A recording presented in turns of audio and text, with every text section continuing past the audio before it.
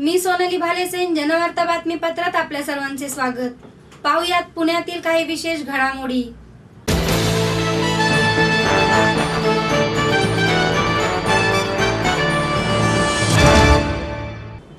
Bharat Ratna doctor Babasaheb Ambedkar यांच्या 60व्या महापरिनिर्वाण दिनानिमित्त Pune station इथल्या त्यांच्या पुतळ्याला अभिवादन करण्यासाठी नागरिकांनी मोठी गर्दी केली होती।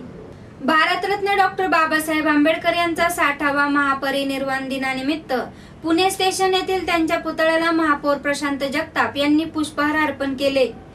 संविधान निर्माते, अस्पृश्यांचे कैवारी, समाजातील दलितांचा नेता म्हणून ओळख असणाऱ्या या महामानवाला विविध संस्था, संघटना आणि विविध पक्षांच्या कार्यकर्त्यांनी पुष्पहार अर्पण करून अभिवादन केले। तसेच या ठिकाणी येणारा प्रत्येक जण त्यांच्या पुतळ्याला पुष्प अर्पण करून प्रार्थना करत होता। लहान मुले, महिला, पुरुष, वृद्ध अशा सर्व वयोगटातील लोकांनी बाबासाहेबांच्या पुतळ्याला मेणबत्ती लावून अभिवादन केले। तसेच या परिसरात त्यांच्या जीवनचरित्रावर आधारित गीते काही सामाजिक संस्था सादर करत होते। आपल्या या महामानवाला अभिवादन करण्यासाठी लोकांनी मोठ्या प्रमाणात गर्दी केली होती।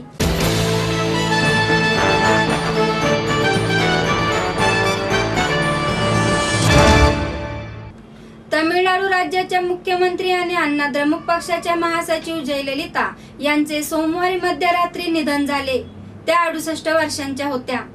जयललिता यांना 22 सप्टेंबर रोजी ताप आल्याने अपोलो रुग्णालयात दाखल करण्यात आले होते। त्यांना मूत्रपिंड, यकृत, फुफ्फुसात संसर्ग झाल्याचे निष्पन्न झाल्याने गेल्या 2 महिन्यांपासून त्यांच्यावर रुग्णालयात उपचार सुरू होते। मात्र रविवारी संध्याकाळी उपचारादरम्यान त्यांना हृदयविकाराचा तीव्र झटका आला। यानंतर अपोलो रुग्णालयातील हृदयरोग तज्ञ आणि अन्य डॉक्टरांच्या मार्गदर्शनाखाली त्यांच्यावर उपचार सुरू होते। मात्र सोमवारी रात्री त्यांची प्राणज्योत मालवली। रुग्णालयाच्या परिसरात जयललिता यांच्या हजारो समर्थकांनी मोठी गर्दी केली होती। त्यामुळे या समर्थकांकडून कोणताही अनुचित प्रकार घडू नये या खबरदारी म्हणून तमिळनाडू सरकारने 5000 पोलिसांचा फौजफाटा तैनात केला आहे।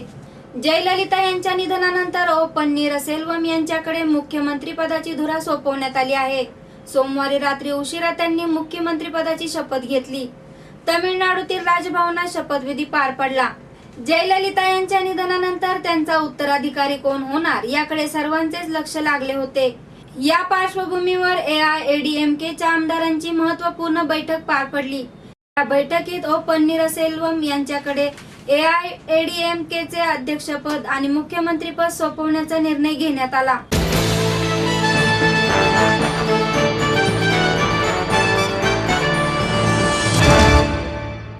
माणसाने शरीराने वजनदार असण्यापेक्षा कर्तृत्वाने वजनदार असावे असे मत अभिनेत्री सई तामणकर हिने व्यक्त केले। सुप्रसिद्ध अभिनेत्री सई तामणकर सध्या भलतीच खुश आहे, कारण चित्रपट, सांस्कृतिक कार्यक्रम, चर्चासत्रे, इव्हेंट्स, पुरस्कार सोहळे अशा अनेक ठिकाणी सईचा मोठ्या प्रमाणात सहभाग असताना दिसत आहे। नाणे तुटवड्याच्या काळात देखील सईची चलती दिसत आहे। मनमोकळा स्वभाव, मदत करण्याची भावना अशा अनेक कारणांमुळे सईची डिमांड वाढत आहे। मराठी बरोबर तिने हिंदी चित्रपटसृष्टीमध्ये स्वतःचे वेगळे स्थान निर्माण केले आहे, हे कौतुकास्पद आहेच। सईच्या हस्ते नुकतेच पुण्यातील पिराजिस या केक दालनाचे, पुण्यातील वाघोली, धानोरी, मांजरी, बुद्रुक, चंदननगर, बीटी कवडे रोड अशा ठिकाणी पिराजिसच्या एकूण 5 दालनांचे उद्घाटन करण्यात आले। यावेळी प्रसिद्ध अभिनेत्री सई तामणकर म्हणाली, पिराजिस दालनांची संकल्पना खूप छान आहे। वाढदिवस, पार्टी अशा अनेक ठिकाणी सध्या केकची मागणी वाढत आहे, त्यामुळे पुणेकर या दालनाला चांगलाच प्रतिसाद देतील। मराठी माणसाने एवढ्या मोठ्या प्रमाणात केकच्या दालनांची संख्या, तसेच केकचे उत्पादक म्हणून टाकलेली केकची फॅक्टरी या सर्व गोष्टी कौतुकास्पद आहेत। पुढे सई अशी म्हणाली, माणसाने शरीराने वजनदार असण्यापेक्षा कर्तृत्वाने वजनदार असावे। यावेळी पिराजिसचे संचालक सचिन सातव, अभिजित सातव व गणेश कोतवाल हे उपस्थित होते। यावेळी सई तामणकरला पाहण्यासाठी तरुणाईने मोठ्या प्रमाणात गर्दी केली होती। तर सईच्या एका चाहत्याने यावेळी सईवर लिहिलेली कविताही सादर केली। मी Sandeep Satav, Satav Patil foods and beverages private limited या ठिकाणी आज पिराजिस हा ब्रँड आपण लॉन्च करत आहे।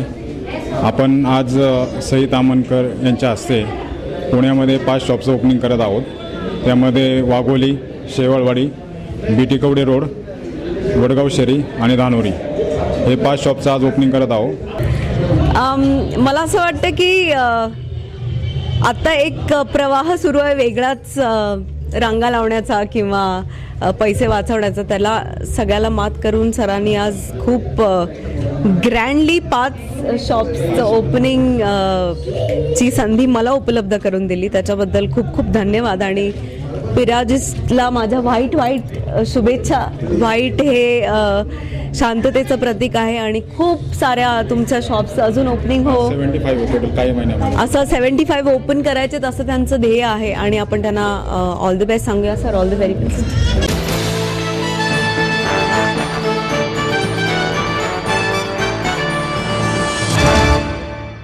कैलासवासी लक्ष्मीबाई दगडूशेठ हलवाई दत्त मंदिर ट्रस्ट तर्फे दत्त जयंती निमित्त सप्त स्वरोत्सवाचे आयोजन करण्यात आले आहे. कैलासवासी श्रीमती लक्ष्मीबाई दगडूशेठ हलवाई दत्त मंदिर ट्रस्ट तर्फे दरवर्षीप्रमाणे दत्त जयंती निमित्त दिनांक 9 ते 11 डिसेंबर दरम्यान बालगंधर्व रंगमंदिर येथे सप्त स्वरोत्सवाचे आयोजन करण्यात आले आहे.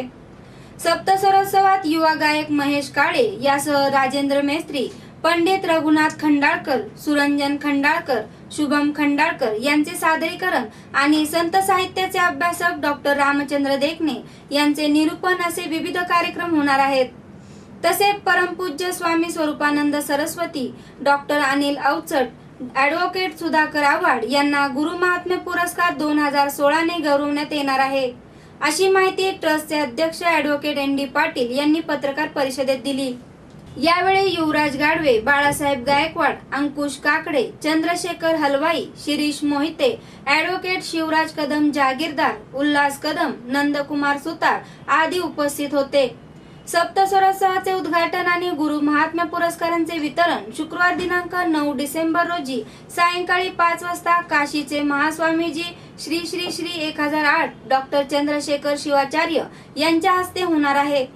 यावेळी अध्यक्षांनी ज्येष्ठ स्त्रीरोगतज्ञ पद्मविभूषण डॉक्टर KS संचेती आणि प्रमुख अतिथी ज्येष्ठ विधिज्ञ ॲडव्होकेट SK जैन, श्रीमंत दगडूशेठ हलवाई गणपती ट्रस्टचे अध्यक्ष अशोक गोडसे उपस्थित राहणार आहेत. सायंकाळी 6 वाजता अभंग व गवळण हा पंडित रघुनाथ खंडाळकर, सुरंजन खंडाळकर, शुभम खंडाळकर यांच्या गाण्यांचा कार्यक्रम होणार आहे. यावेळी संत साहित्याचे अभ्यासक डॉक्टर रामचंद्र देखणे निरूपण करणार आहेत. कार्यकारी विश्वस्त युवराज गाडवे म्हणाले, दुसऱ्या दिवशी शनिवार दिनांक 10 डिसेंबर रोजी मंदिराच्या संकेतस्थळाचे उद्घाटन व 11 गरजू विद्यार्थ्यांना शैक्षणिक शिष्यवृत्ती प्रदान करण्यात येणार आहे. सहधर्मादाय आयुक्त शिवाजीराव कचरे, महाराष्ट्र कोऑपरेटिव्ह अर्बन बँक फेडरेशनचे संचालक विद्याधर अनासकर यांच्या हस्ते सायंकाळी 5:30 वाजता हा कार्यक्रम होणार आहे. त्यानंतर कोल्हापूरचे राजेंद्र मेस्त्री आणि सहकाऱ्यांच्या सुरेल गाण्यांच्या वाद्यवृंद नाथ सुरमई हा विशेष कार्यक्रम सादर करणार आहेत. दत्त जयंती मुख्य सोहळ्याबद्दल माहिती देताना उत्सव प्रमुख अंकुश काकडे म्हणाले, उत्सवाचे यंदा 120वे वर्ष आहे. दत्त मंदिरामध्ये दत्त जयंती उत्सव निमित्त लघुरुद्र आणि दत्तयाग होणार आहे. सकाळी 7 ते 10 या वेळेत दत्तयाग आणि लघुरुद्र होणार आहे. दुपारी 12:30 वाजता महाआरती होणार आहे. त्यानंतर सायंकाळी 5 वाजता हबप विजयबुवा अप्पा मार्जने यांचे कीर्तन होणार आहे. सायंकाळी 5:57 दत्त जन्म सोहळा आयोजित करण्यात आला असून रात्री 8 वाजता पालखी नगर प्रदक्षिणा होणार आहे. दत्त जयंती निमित्त मंदिराला आकर्षक विद्युत रोषणाई आणि फुलांची आरास करण्यात येणार आहे. भक्तांसाठी पहाटे 5 ते रात्री 12 वाजेपर्यंत मंदिर खुले असणार आहे. भाविकांना मंदिरामध्ये स्वहस्ते अभिषेकाची सुविधा उपलब्ध करून देण्यात आली आहे. सप्त स्वरोत्सव आणि दत्त जयंती उत्सवादरम्यान होणाऱ्या कार्यक्रमांकरिता विनामूल्य प्रवेश असून पुणेकरांनी मोठ्या संख्येने सहभागी व्हावे असे आवाहन ट्रस्ट तर्फे करण्यात आले. नमस्कार, मी ॲडव्होकेट ND पाटील, अध्यक्ष लक्ष्मीबाई दगडूशेठ दत्त मंदिर संस्था. माझ्याबरोबर माझे सहकारी युवराज शेठ गाडवे, कार्यकारी विश्वस्त लक्ष्मीबाई दगडूशेठ दत्त मंदिर संस्थान, आणि माझे बरोबर आणखी तिसरे माझे सहकारी चंद्रशेखर श्रीवास्तव हलवाई. आम्ही या ठिकाणी जी पत्रकार परिषद आत्ता घेतली त्यामध्ये लक्ष्मीबाई दगडूशेठ दत्त मंदिर संस्थानतर्फे घेण्यात आलेले कार्यक्रम त्याची माहिती दिली आणि त्यामध्ये सर्वात महत्त्वाचा पुण्यामध्ये परिचित असलेला गुरु महात्मे पुरस्कार हा आम्ही दिनांक 9 रोजी बालगंधर्व रंगमंदिरात संध्याकाळी 5 वाजण्याच्या सुमारास डॉक्टर के.एच. संचेती साहेब यांच्या हस्ते त्यांच्या हस्ते देणार आहोत व अध्यक्षपद हे ॲडव्होकेट S.T. जैन सर हे भूषवणार आहे. कार्यक्रमानंतर लगेचच गवळण व अभंग याचे कार्यक्रम सुरू करून त्या समारंभाची सांगता झाल्यानंतर त्यानंतर लगेचच 10 तारखेला आम्ही आमच्या वेबसाईटचे उद्घाटन करत आहोत. त्यानंतर दिनांक 11 रोजी प्रसिद्ध नवोदित गायक महेश काळे यांचं सुश्राव्य गायन याचा कार्यक्रम बालगंधर्व रंगमंदिरातच आम्ही ठेवले. दत्त जयंती दिनांक 13 रोजी आहे आणि त्यानंतर 4 दिवसांनी म्हणजे 17 डिसेंबर रोजी महाप्रसादाचा कार्यक्रम जो आयोजित केलेला आहे तो सेंट्रल पार्क डेक्कन जिमखाना या ठिकाणी सकाळी 11:30 वाजता आरती झाल्यानंतर लगेचच ठेवण्यात आलेलं आहे. म्हणजे साधारण 12 ते 3 वाजेपर्यंत भाविकांनी भक्तांनी प्रसादाचा लाभ घ्यावा अशी सर्व विश्वस्त सर्व संस्थान याच्यातर्फे आम्ही त्यांना विनंती करीत आहोत. त्या विनंतीला मान देऊन आपण त्याचा लाभ घ्यावा अशी पुनश्च एकदा विनंती करतो.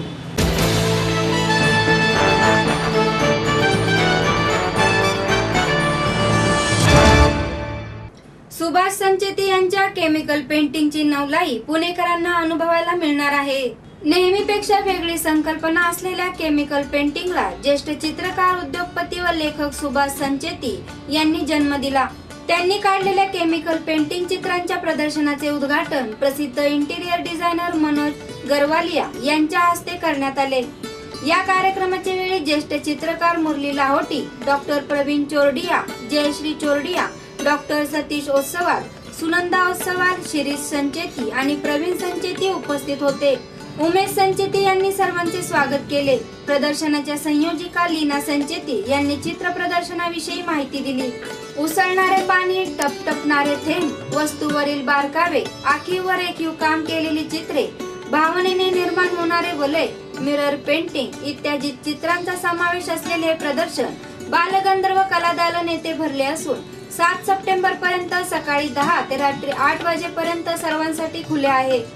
या प्रदर्शनाबरोबरच दररोज सायंकाळी 6 वाजता सुभाष संचेती आपल्या चित्रकलेची प्रात्यक्षिके दाखवणार आहेत. सुभाष संचेती म्हणाले, स्वतः शोधून काढलेल्या केमिकल रंगांनी कुठलेही स्केच न काढता केवळ ब्लेड, थ्रेड, कंगवा, बाटल्यांची प्लास्टिकची झाकणे व पाईपच्या सहाय्याने आतापर्यंत निसर्ग, काल्पनिक, जलसागर चित्रे अशी 2000हून अधिक चित्रे काढून स्वतःतील कलाकाराला न्याय देण्याचा प्रयत्न मी केला आहे. कालबाह्य झालेल्या निमंत्रणागर, विवाह पत्रिका, गोट्या अथवा तुटलेल्या बांगड्यांच्या काचा यांसारख्या अनेक टाकाऊ वस्तूपासून नवनिर्मिती केली आहे. सुखी जीवनासाठी प्रत्येकाने एखादी कला जोपासणे गरजेचे आहे असेही संचेती म्हणाले.